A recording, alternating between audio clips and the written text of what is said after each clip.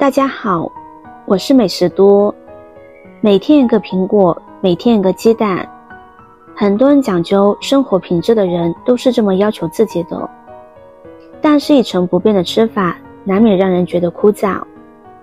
下面和大家分享一款小饼，可同时把一个苹果和一个鸡蛋吃下去，每次端上桌都是抢着吃，秒光的节奏，种嫌做得少，而且做法简单又快速，5分钟就可以出锅，做时香喷喷，真是好吃看得见，好味道闻得见，又营养又美味。一起跟着视频来看看是怎么做的吧。先把鸡蛋放在一旁，现在来清洗苹果。洗苹果的时候可以加入1勺食盐，食盐的摩擦力很强，而且有消毒杀菌的作用。而苹果表皮上会有层果蜡，还会有很多的灰尘杂质，所以加入食盐来清洗苹果真的是一个很好的选择。建议大家在吃苹果的时候，苹果皮不要削掉，大家带着皮一起吃，会发现苹果皮不光营养好，而且吃着口感也是很好的。所以以后吃苹果不要再去皮了，只需要将它清洗干净，就可以很放心的连皮一起吃。清洗干净，先将它切成片，再切成条，最后切成小丁。苹果是我们生活中吃的最多的水果之一，民间还流传着这样一句谚语：每天一个苹果，活到99。当然这都是用了夸张的手法，但是多吃水果对我们身体还是有很多好处的。因为人体需要一些营养素，而苹果中刚好就有。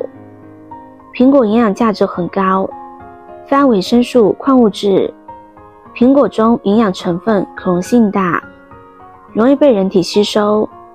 除了生吃之外，还可以用作点心馅、苹果馅烤饼等，吃法很多。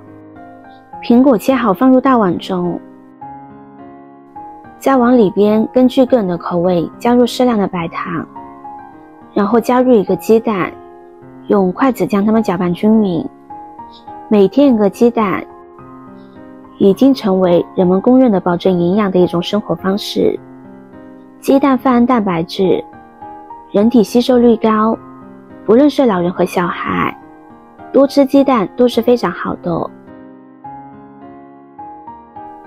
接着再往里边加入1勺玉米粉、1勺糯米粉，用筷子将它们搅拌均匀。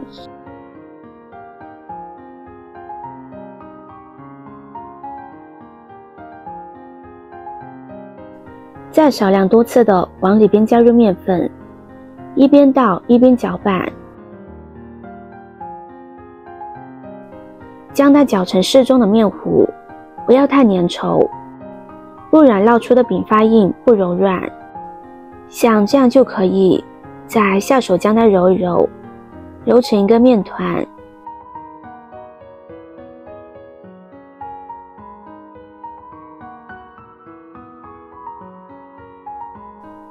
用手取出一小团面团，将它搓成小圆球，再用手按扁，按成一个小饼。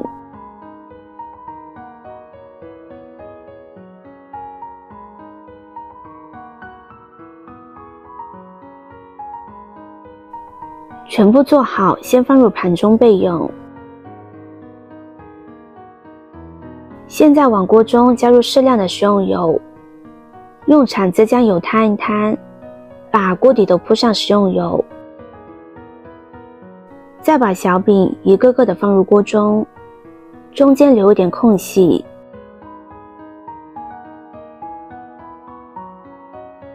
撒上一些黑芝麻蒸香点缀。